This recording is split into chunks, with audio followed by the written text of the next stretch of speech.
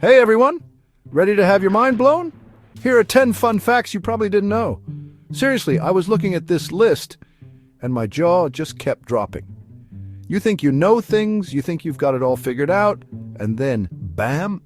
Science or history or just plain weirdness comes along and flips your whole world upside down. It's fantastic. I love this stuff. It's like those little bits of trivia you can pull out at a party. And everyone's like, what? No way. And you're like, oh yeah, way. So buckle up, because we're about to go on a little journey of amazing, unbelievable, and sometimes downright silly truths that are totally 100% real. I checked. Or well, Shannon checked, and I trust Shannon. She's smart. This isn't just stuff you learn in school. Oh no, this is the good stuff. The stuff that makes you go, huh? And then immediately want to tell someone else. You know that feeling? That's what we're aiming for today. We've got everything from ancient snacks to confused fruits and even some animal oddities that are just, wow. I'm talking things that will make you question everything you thought you knew about the world in the best possible way. So get comfy, maybe grab a notebook if you want to really impress people later, because these are some serious knowledge bombs we're about to drop. Let's do this. All right, first up, and this one is a doozy. Get this, honey never spoils.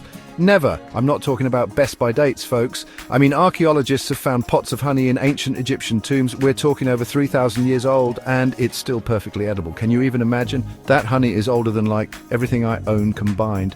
Probably older than most countries. It's insane. What are they putting in that honey? Or what are they putting in it? I can barely keep a loaf of bread fresh for a week, and these ancient Egyptians had honey lasting millennia. Millennia? Think about it, that honey was made when pharaohs were still walking around. Maybe King Tut himself had a sweet tooth and was saving that pot for a special occasion. And then, thousands of years later, some archaeologist is like, ooh, snack time. It's wild. I wonder if it tastes different, like vintage honey with a hint of pyramid dust. Okay, hold on to your hats, fruit lovers, because this next one is going to mess with your grocery list. Bananas are berries. What? Yes. Botanically speaking, your average banana, the kind you put in your cereal or your smoothie, qualifies as a berry. I know. It doesn't look like a berry, it doesn't feel like a berry, but science says, yep, it's a berry. My mind is blown. I feel like I need to reevaluate my entire fruit ranking system. But wait, there's more, because if bananas are berries, then surely strawberries are berries too, right? They have berry in their name. Nope! Strawberries are not berries. Get out of here. This is chaos. So the fruit named strawberry isn't a berry, but the banana, which looks nothing like a berry, is. It's like finding out your whole life has been a lie, but about fruit. Next, they're going to tell me pineapples don't grow on pine trees or something. Oh, wait.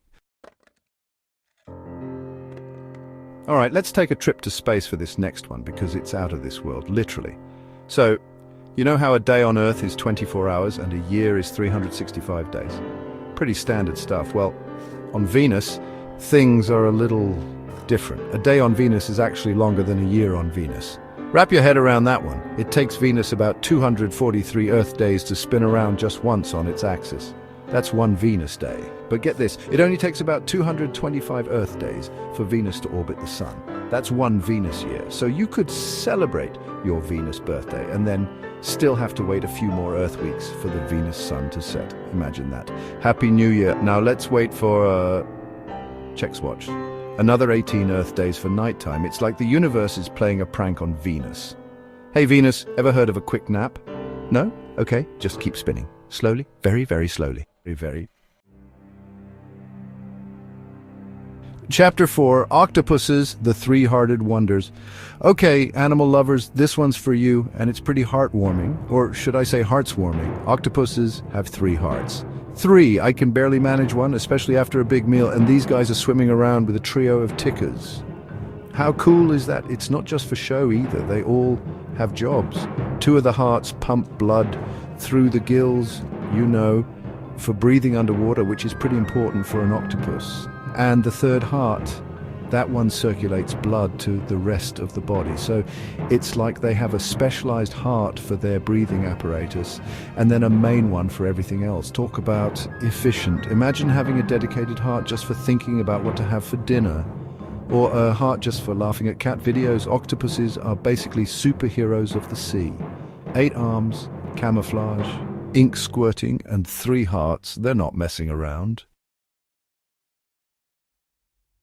Chapter 5. More stars than sand, mind officially blown. Prepare to feel very, very small, but in a good, awe-inspiring way. There are more stars in the universe than grains of sand on all the Earth's beaches. Just let that sink in for a second. Think of every beach you've ever been to, every handful of sand you've ever picked up, all the deserts, all the sandboxes in the world. Combine all that sand, and there are still more stars out there. What? That's almost impossible to comprehend. It just shows you how vast and incredible the universe is. We're on this one little planet, looking up at a tiny fraction of all those stars. And there are countless more beyond what we can even see. It's humbling, right? Makes you wonder what else is out there. Are there other planets, other beaches on other planets with their own kind of sand? Probably. The universe is just showing off at this point. Oh, you think your beaches are impressive? Hold my cosmic beer. Chapter 6. Lightning Nature's Toaster Oven. This next fact is electrifying, and also, surprisingly, a little bit breakfast-related. A single bolt of lightning, just one flash, contains enough energy to toast 100,000 slices of bread. 100,000, that's a lot of toast. Can you imagine? You're sitting there, storm raging outside, and suddenly, bam! Your kitchen is filled with perfectly golden brown toast. Enough for the whole neighborhood, probably for the whole town. Now, I'm not recommending you try to harness lightning to make your breakfast, okay? Definitely don't do that. That's a terrible idea. Stick to your toaster. But it just puts into perspective the sheer power of nature. We see lightning, we hear the thunder, but to think it has that much concentrated energy is just wild. Next time there's a thunderstorm, I'm just going to be picturing mountains of toast, maybe with a little bit of that 3,000-year-old honey on it. See, it all connects. All right, brace yourselves, because this one is a little unique. We're talking about wombat poop. Yes, you heard me right. Wombat poop is cube-shaped. Cubes, like little dice made of, well, you know, I saw a picture and it's legit. They're not perfectly sharp-edged like building blocks, but they are distinctly, undeniably cubical. How does that even happen? Are wombats born with tiny, square-shaped exits? I have so many questions. Apparently this very special geometric poop has a purpose.